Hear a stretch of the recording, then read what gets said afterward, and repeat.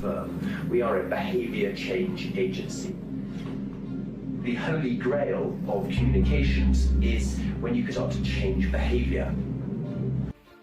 ऊपर वाला ने जब ये दुनिया बनाई थी ना, तो उसने मेन 3 कैटेगरी में सारे जीवों को बांटा। पहला पेड़ पौधे, जो ना चल फिर सकते हैं ना कुछ सोच सकते हैं, ठीक है। दूसरा है जानवर, जो चल फिर तो सकते हैं लेकिन इतना उनमें दिमाग नहीं है कि वो कुछ चीज़ें सोच पाए या कुछ इन्वेंशन कर पाए नया। फिर उसने सबसे सुपीरियर जीव बनाया भगवान ने, वो था इंसान। इंसान और बाकी जीवों में यही अंतर है कि इंसान में दिमाग बहुत है, ठीक है। और इंसान का जो 250 ग्राम का दिमाग है, ये एक बड़ा ही अजीब और गरीब यंत्र है। इसको आप जैसा खाना खिलाओगे, आपकी पूरी पर्सनैलिटी, पूरी सोच, पूरी सब कुछ आपका वैसे ही बन जाएगी, ठीक है। इसमें आप जैसा डेटा डालोगे वैसा ही आउटपुट बाहर निकलेगा।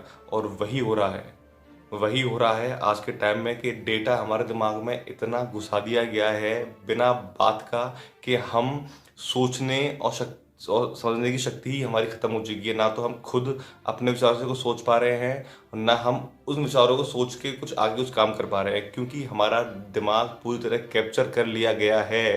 किसने किया है? सोशल मीडिया ने। हम सोशल मीडिया पे इतना टाइम स्पेंड करते हैं कि हम अपना दिमाग भूल के सोशल मीडिया पे जो मीम्स बन रहे हैं, जो पेजेस हैं, जो वीडियोस हमको दिखाए जा रहे हैं एडिट करके, आधा वहाँ से काट दिया, आधा वहाँ से काट दिया, दोनों को चिपका दिया और पेल दिया, दिखा दिया हमको। और हम बिना सोचे समझे कि ये हो क्या रहा है, हम उसको आगे फॉरवर्ड करते हैं, आगे शेयर करते हैं और यहाँ से शुरू होती है असली कहानी। अब मैं आपको जो दिखाने जा रहा हूँ, बताने जा रहा हूँ, वो गौर से सुनना। एक टर्म होता है आईटी सेल। आईटी सेल क्या करता है? ये जितनी भी पॉलिटिकल पार्टीज हैं, चाहे वो कांग्रेस हो, चाहे बीजेपी हो, चाहे वो आप हो, चाहे वो कोई भी हो सत्ता में, ठीक है, उन सब का प्रमोशन करती है, उन सब की कैंपेनिंग करती है। उन्होंने जो काम किए हैं वो पब्लिक तक पहुंचाती है। पहले ये काम होते थे अखबारों के जरिए, रेडियो के जरिए, लेकिन अब सोशल मीडिया, खास करके फेसबुक, इंस्टाग्राम, ट्विटर, ये तीनों चीज़ें इतनी ज़्यादा हमारी लाइफ में घुस चुकी हैं कि हमने अखबार पढ़ना छोड़ दिया, हमने डीडी न्यूज़ देखना छोड़ दिया, कुछ नहीं देखते। हम सिर्फ इन्हीं पे घुसे रहते हैं और इन्हीं पे जो हमको सच्चाई दिखाई जाती है वो हम मानते हैं। आप यकीन नहीं करोगे, लेकिन आपका हर बिहेवियर, आपका हर मूव जो फेसबुक पे आप करते हो, जो आप किसी कमेंट को लाइक करते हो, किसी कमेंट को डिसलाइक करते हो, कौन से पेज को आप लाइक करते हो, कौन से पेज को डिसलाइक करते हो, क्या आप एक दिन में एक्टिविटी करते हो, वो सारी एक्टिविटीज़ ट्रैक होती हैं। और ये ट्रैक करने वाले कांग्रेस, बीजेपी, आप, हर तरह के आईटी सेल हैं, वो आप पे नज़र रखते हैं 24 घंटे के भैया इसने कौन सा हैशटैग लगाया, इसके कितने फॉलोअर्स हैं, इसको इन्फ्लुएंस करो, इनकी सोच को बदलो, इनके लाइक्स को डिसलाइक्स में कन्वर्ट करो, इनके डिसलाइक्स को लाइक्स में कन्वर्ट करो, इनकी पसंद नापसंद में बनाओ, इनकी नापसंद पसंद में बनाओ और अपने तरफ से कैंपेन कराओ और अपनी पार्टीज को जिताओ, ठीक है। आपको यकीन नहीं आ रहा?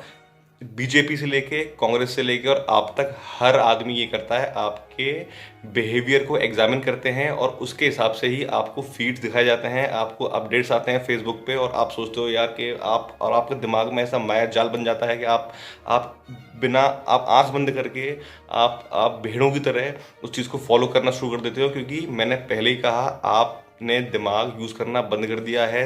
इंसान तो अब शायद रह ही नहीं गए, क्योंकि दिमाग यूज़ ही नहीं हो रहा है वो, ठीक है। और जो दिमाग यूज़ नहीं हो रहा है तो सब जानवर बन गए हैं, सब भेड़ों में घुस गए, सब भेड़ मेंटेलिटी है, हर्ड मेंटेलिटी है, ठीक है। अब आप ये वीडियो देखो जो बीजेपी के एक आईटी सेल मेंबर बोल रहा है, देखो इसको।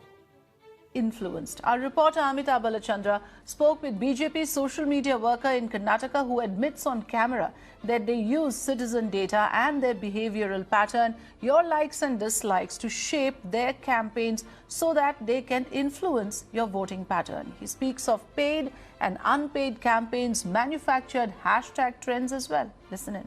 In fact, we are the only party, Bharatiya Janata Party, went on to track the behavioral aspects of on the social media.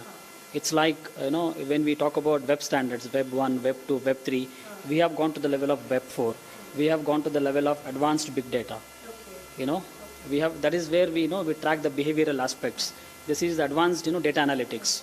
Example, if there are 10 people, if we work on the opinion of 10 people, we can track their behavioral aspects. So then we can tell them, I am as a, forget about I'm a BJP guy, forget I'm from any other political party, or I'm apolitical also.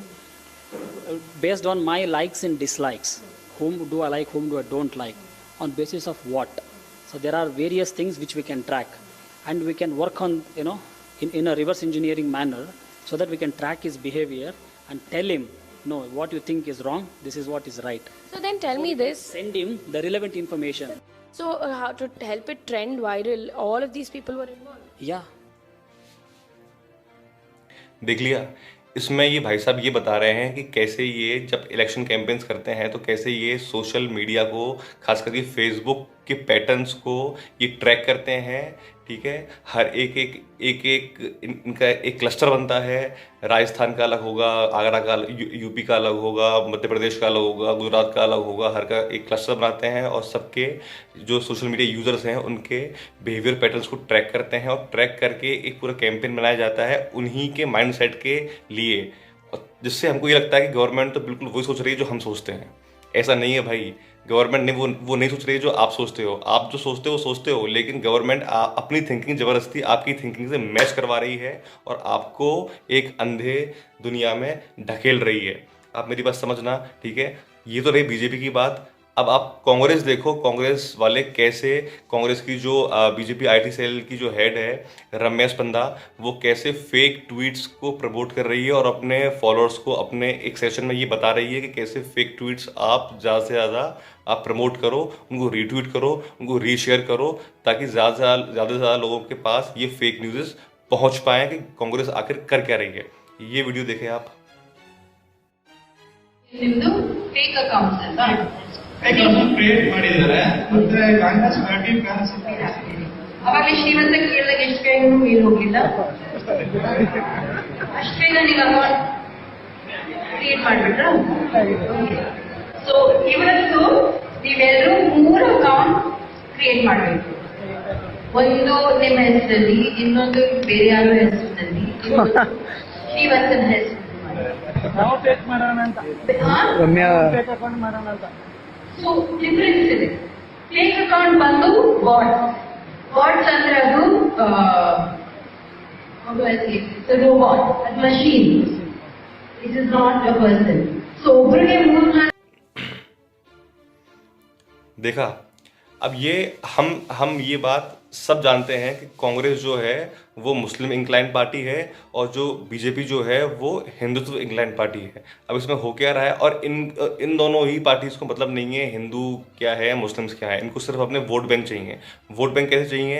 ये देश में एक ऐसा सांप्रदायिक माहौल create कर देते हैं, अरे हिंदू है मुस्लिम है, लड़ाई है, दोनों में झगड़े हैं, ताकि भैया मुस्लिम सोचे कि हम इनसिक्योर हैं तो हमको सेफ्टी कौन देगा?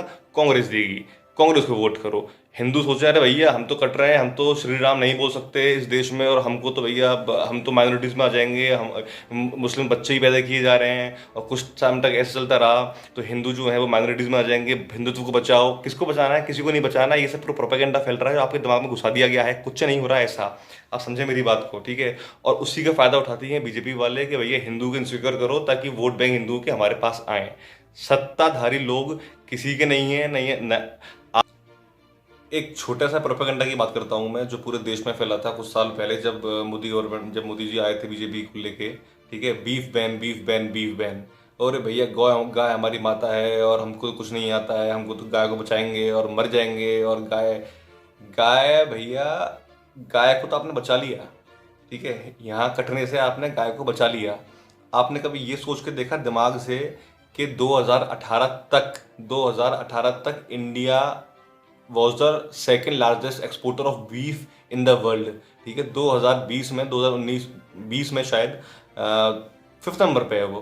पहले पे ऑस्ट्रेलिया है, फिर ब्राज़ील है, फिर अर्जेंटीना है, फिर नीदरलैंड्स है, फिर इंडिया है, ठीक है। ये तो रही आपकी बीफ वाली बात जो बिल्कुल फेल हो चुकी है। अगर आपको गाय से इतना ही प्यार है, गौ माता से आपको इतना ही प्यार है, तो आप उसके मांस का व्यापार कर रहे हो विदेशों में यार। ये कहाँ की सत्ता है? ये कहाँ का हिंदुत्व है? ये कहाँ का प्रोपेगेंडा है? क्या फैला दिया था ये बीच में? नहीं आ रहा समझ में नहीं आएगा आपको भैया, आप रोबोट बन चुके हो, है ना। आप अपने दिमाग को बंद करके बैठ गए हो, आपको समझ में कुछ नहीं आएगा। अब मेरी बात और सुनो, ठीक है। चलो हम अब वापस लौट के आते हैं आईटी सेल की तरफ। तो आईटी सेल पे अगर हम बात करें तो सबसे ज़्यादा जो स्ट्रॉन्गेस्ट आईटी सेल पूरी दुनिया में किसी को होगा ना, जिसका कोई हाथ ही नहीं पकड़ सकता, वो है बीजेपी का। बीजेपी का आईटी सेल इतना स्ट्रॉन्ग है, उसमें 20 से 30 हज़ार लोग काम करते हैं, ठीक है। हर आदमी के पास कम से कम 10-10 मोबाइल फ़ोन होते हैं और उसमें 20 से 25 ग्रुप्स होते हैं जिसमें हज़ार लोग ऐड होते हैं। और एक एक मैसेज जो फॉरवर्ड करना होता है वो लाखों 5-10 लाख लोगों को एक साथ जाता है, ठीक है। इसके अलावा बीजेपी की जो न्यूज़ हैं वो कम से कम 7 से 8 हज़ार वेबसाइट्स पे एक साथ पोस्ट होती हैं, और वो पोस्ट और जो उन वेबसाइट के जो लिंक्स हैं वो कम से कम लाखों और 10 लाख 20 लाख फेसबुक पेजेस से जुड़े होते हैं जो हमने लाइक कर रखे हैं। For example, I support Indian army, I support नमो, मोदी मेरे प्राइम मिनिस्टर, मेरे मन की बात, ये जो सारी चीज़ें हैं ये मतलब, और कम से कम 10 लाख ऐसे पेजेस जो हम अपने आम जिंदगी में उसको डेली स्क्रॉल करते हैं फ़ोन पे और देखते हैं, और हमारा दिमाग चलता रहता है, अरे यार, अरे अरे अरे मोदी मोदी मोदी मोदी मोदी मोदी मोदी मोदी मोदी ख़त्म बात। और इसके अलावा हम कुछ सोच ही नहीं पाते, ठीक है। सबसे ज़्यादा जो एक बहुत बढ़िया, बहुत क्लेवर काम किया जो मोदी जी सरकार ने, बीजेपी की सरकार ने, वो ये था यूथ्स के माइंड को कैप्चर करना। उन्होंने क्या किया कि यूथ्स को एंगेज करने के लिए, पॉलिटिक्स में खुद में इंटरेस्ट रखने के लिए ट्रोल्स, मीम्स, सरकाज़म, जोक्स ये बनाने शुरू कर दिए। भर भर के बना रहे हैं और हम हंस रहे हैं, और 24 घंटे हमारा दिमाग उन्हीं में चल रहा है, ठीक है। और सामने वाली जितनी भी अपोजिशन पार्टी थी ना, वो सिर्फ और सिर्फ एक मीम मटेरियल बन के रह गई हम इंडियन पब्लिक्स के लिए, और कुछ नहीं। हमने मतलब बीजेपी ने उखाड़ के बाहर फेंक दिया सब अपोजिशन वालों को, ठीक है। राहुल गांधी हमारे लिए पप्पू बन चुका है, केजरीवाल हमारे लिए मफलर मैन बन चुका है। वो तो रहे भी, उसकी बात ही करनी, जो आदमी सीएम बनने के बाद ट्विटर पे पिक्चर के रिव्यूज डाल रहा है उसकी तो बात ही नहीं करनी, तो वो तो उसकी तो मैं बात ही नहीं करूंगा। Let's talk about Congress and BJP for now, ठीक है। आपको ये बात जान के हैरानी होगी कि फेसबुक पे कम से कम 500 आर्मी के पेजेस ऐसे हैं जो बीजेपी के आईटी सेल कंट्रोल करते हैं। उनका कोई आर्मी एडमिन से लेना देना नहीं है, वो सब they are all control by BJP IT cell. सबसे जो अहम बात जो बीजेपी कर गई इस पूरे 10 साल के, इस पूरे दो साल के टर्म्स में जीतने के बाद, वो ये था कि उन्होंने पेट्रोटिज्म सेल किया, उन्होंने देशभक्ति सेल की। सर्जिकल स्ट्राइक ऐसा नहीं है कि भाई मोदी जी के राज में पहली बार हुई थी, सर्जिकल स्ट्राइक कांग्रेस भी करा चुकी थी पहले, ठीक है। 6 जनवरी 2013 को सावन पत्रा चेक पोस्ट पे हुई थी। 28 जुलाई 2013 को नाजा पीर में हुई थी, ठीक है। 13 अगस्त 2013 को नीलम वैली में हुई थी, और 4 जनवरी 2014 को हुई थी। उससे पहले 2 बार अटल बिहारी वाजपेयी जी ने कराई थी, लेकिन कभी भी ये पॉलिटिकल कैंपेन का हिस्सा नहीं बने ये सर्जिकल स्ट्राइक्स और आर्मी की एक्टिविटीज़, क्योंकि ये बहुत ही कॉन्फिडेंशियल रहती थी हमेशा से, और उनको बाहर लाना और बाहर पब्लिक के सामने एक्सपोज करना थोड़ा ठीक नहीं लगता। लेकिन मोदी जी एक स्टेप आगे से ले गए और उन्होंने पेट्रोटिज्म सेल कर दिया सर्जिकल स्ट्राइक के नाम पे, आर्मी के नाम पे, ठीक है। तो कांग्रेस इन चीज़ों को लैग कर गई, ठीक है। कांग्रेस कभी यूथ्स के माइंड को कैप्चर नहीं कर पाई। कांग्रेस कभी मीम या कभी ट्रोल्स या कोई, वो बेचारे खुद ही मीम बन के रह गए, तो वो बात ही क्या करें। लेकिन ऐसा नहीं है, कांग्रेस ने भी पूरी कोशिश करी। कांग्रेस ने जितना इन्वेस्ट बीजेपी ने किया उससे डबल ट्रिपल इन्वेस्ट किया है अपनी मार्केटिंग में, फेसबुक मार्केटिंग में।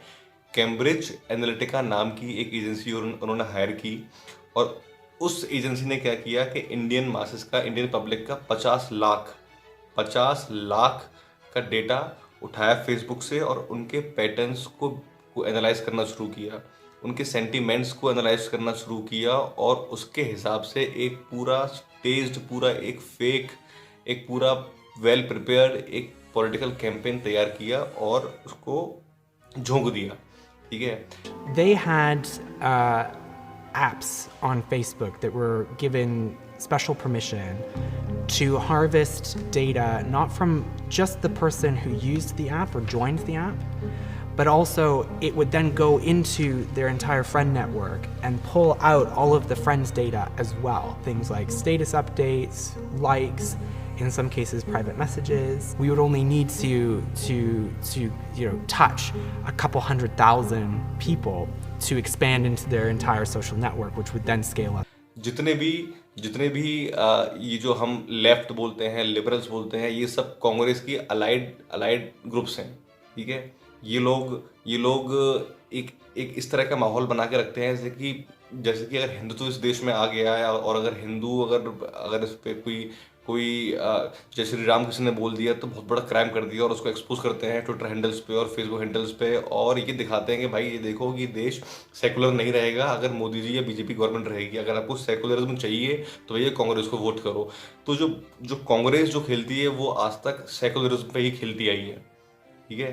उसका एक अभी प्रियंका गांधी ने जो बसेस जो तैयार करवाई हैं, ऐसा बोल रहे हैं कि 1000 बस तैयार करवाई हैं, उसका एक फेक एक आपको इमेज दिखाता हूँ जो बहुत वायरल हो रही है सोशल मीडिया पे, लेकिन वो है फेक, है ना, और लोग इसके चक्कर में पड़ गए हैं।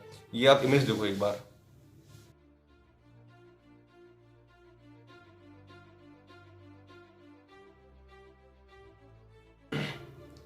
अब जो ये इमेज जो है ना, ये जो उमाशंकर जी ने शेयर की है, अपने एनडीटीवी के जर्नलिस्ट हैं उमाशंकर जी, इन्होंने शेयर की है। ये इमेज उन 500 बसेस की है जो योगी जी ने अरेंज करवाई थी। भैया यूपी वालों को अगर प्रयागराज के लिए जाना है कुंभ में, तो 500 बसेस का अरेंजमेंट था, और ये पूरा जत्था जो था अरेंजमेंट, ये गिनीज वर्ल्ड रिकॉर्ड में आया था कि इतनी सारा जो पिलग्रिमेज हैं वो जा रहे हैं कुंभ नहाने, ठीक है। वो इमेज इन्होंने शेयर की और ये दिखाया कि प्रियंका गांधी जी ने ये बसेस अरेंज की हैं, बिल्कुल फेक है।